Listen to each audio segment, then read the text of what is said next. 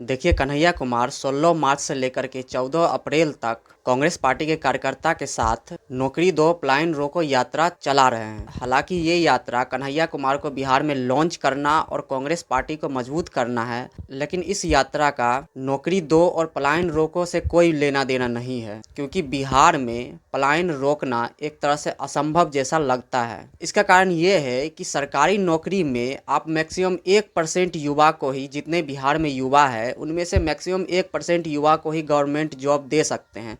इससे ज़्यादा वैकेंसी संभव ही नहीं है। लेकिन बाकी 99% यूथ क्या करेंगे? बिहार में कोई प्राइवेट इन्वेस्टमेंट तो होने वाला नहीं है, कोई कंपनी यहाँ तो आना चाहती नहीं है। इसका कारण ये है कि बिहार का लॉ एंड ऑर्डर, हमको लगता है कि देश में one of the worst law and order है, और यहाँ का इंफ्रास्ट्रक्चर भी अच्छा नहीं है। तो प्राइवेट कंपनी यहाँ पे इन्वेस्ट क्यों करेगी? और दूसरा बात है कि अगर कोई कंपनी यहाँ पर इन्वेस्ट करती भी है तो यहाँ के विधायक और सांसद के द्वारा जो पोषित माफिया हैं, जो गुंडे हैं, वो उनसे हफ्ता वसूली करेंगे। अगर वो हफ्ता नहीं देंगे तो उनका काम भी नहीं हो पाएगा बिहार में, उनको काम नहीं करने दिया जाएगा। तो बिहार में कौन इन्वेस्ट करेगा? कन्हैया कुमार युवा के लिए बिहार में आवाज़ तो उठा रहे हैं, यात्रा तो कर रहे हैं, लेकिन शायद वो भूल गए हैं कि जिस पार्टी के साथ वो गठबंधन में है, आरजेडी के साथ, बिहार में मैक्सिमम गुंडागर्दी तो वही करती है। आरजेडी के 70% से ज़्यादा विधायक और सांसद, उनका बैकग्राउंड तो गुंडागर्दी का रहा है, बाहुबली नेताओं टाइप का रहा है। और ये नेता तो छोड़िए, ये जो नेता बनते हैं, विधायक बनते हैं या सांसद बनते हैं, ये लोकल माफिया के मदद से ही बनते हैं। चाहे वो बालू माफिया हो या भू माफिया हो या अलग तरह के कोई माफिया हो, ठेकेदार हो, सूद का बिजनेस करने वाले लोगों के मदद से ही ये लोग विधायक बनते हैं, सांसद बनते हैं। ये लोग इनको मॉनेटरी फंडिंग भी करते हैं इलेक्शन में, और वोट के लिए भी ये इन लोगों को मदद करते हैं। तो क्या ये विधायक या मंत्री बन करके लॉ एंड ऑर्डर अगर दुरुस्त करेंगे तो उन माफियाओं को ही नुकसान होगा, उन माफियाओं को ही काम करने में परेशानी होगी। तो ये ऐसा कोई कदम उठाने वाले हैं नहीं कि बिहार में लॉ एंड ऑर्डर दुरुस्त हो जाए, लॉ एंड ऑर्डर मजबूत हो जाए। और लॉ एंड ऑर्डर मजबूत नहीं होगा तो बिहार के सरकारी काम में भी परेशानी होगी।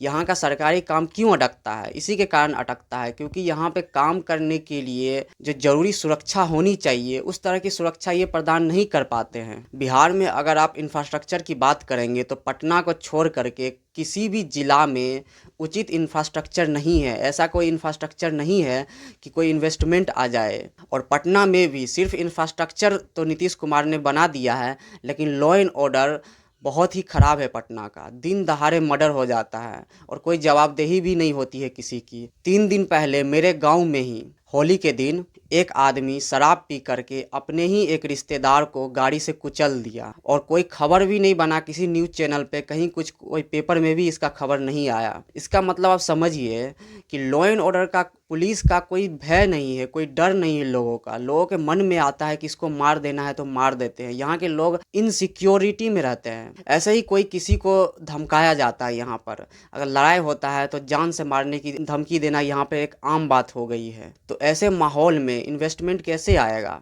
और मैक्सिमम लोगों को रोज़गार तो सिर्फ प्राइवेट इन्वेस्टमेंट, प्राइवेट कंपनी खोल करके ही दिया जा सकता है, और वैसा तो संभव दिखता नहीं नज़र आ रहा है। बिहार में कोई मिल भी नहीं खुला जा रहा है, कोई पेपर मिल या चीनी मिल, इस तरह का कोई रोज़गार भी सृजन नहीं हो पा रहा है। तो बिहार के युवा पलायन नहीं करेंगे तो और क्या करेंगे? क्या कांग्रेस के पास, क्या कन्हैया कुमार के पास, क्या तेजस्वी के पास कोई ऐसा रोड मैप है? अगर वो बोलेंगे भी कि हम यहाँ का लॉ एंड ऑर्डर अच्छा कर देंगे, इन्वेस्टमेंट लाएंगे, तो कैसे लाएंगे? उनको बताइएगा या पूछिएगा कि कैसे लाएंगे।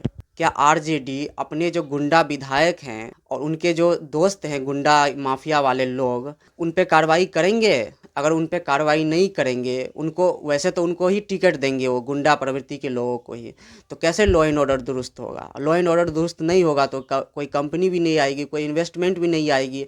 लॉ एंड ऑर्डर अच्छा नहीं होगा तो काम भी, सरकारी काम भी नहीं होगी, क्योंकि भ्रष्टाचार होगा। तो इन सब के कारण बिहार में अभी युवाओं को पलायन रोकना ऐसा लगता है कि नामुमकिन सा है। तो इसलिए मेरा मानना है कि कन्हैया कुमार जो ये यात्रा कर रहे हैं, ये सिर्फ एक एक दिखावटी यात्रा है, ये एक पॉलिटिकली मोटिवेटेड यात्रा है। बिहार को और बिहार के युवाओं को इससे कोई फ़ायदा होने वाला नहीं है, क्योंकि आप ग्राउंड रियलिटी नहीं जानते हैं। बिहार को बदलने के लिए यहाँ का जो सिस्टम है, यहाँ के जो माफियाओं ने बिहार पे कब्जा कर लिया है, इन सब को सैनिटाइज करना पड़ेगा। उसके बिना कोई संभव नहीं है काम। आपको क्या लगता है कि यहाँ के मंत्री, चाहे नीतीश कुमार हो, चाहे बीजेपी के कोई नेता हो, अच्छे नेता, क्या वो ये चाहते नहीं होंगे कि बिहार में रोजगार आए, यहाँ के युवाओं को यहीं पे नौकरी मिले? लेकिन ऐसा अभी तक पिछले 30 साल, 40 साल से, 20 साल से तो नीतीश कुमार ही हैं, वो ऐसा क्यों नहीं कर पाए? नॉर्थ बिहार में हर साल बाढ़ के कारण कई लोग बेघर हो जाते हैं। सालों से कमा करके जो वो घर बनाते हैं, बाढ़ में वो घर बह जाता है। ऐसी हालत है और कोई पूछने वाला नहीं होता है बिहार में। और जब इलेक्शन आते हैं तो लोग अपने जात के नेता को वोट करते हैं। तो बिहार का जो दुर्गति है उसके लिए यहाँ का लोग भी जिम्मेदार हैं। लोग यहाँ के जागरूक नहीं हुए हैं। जिस दिन लोग यहाँ के जागरूक हो जाएंगे और अपने आवाज़ उठाएंगे, अपने लिए लड़ाई करेंगे, आगे बढ़ेंगे, तभी बिहार का भविष्य सुनिश्चित और अच्छा होगा।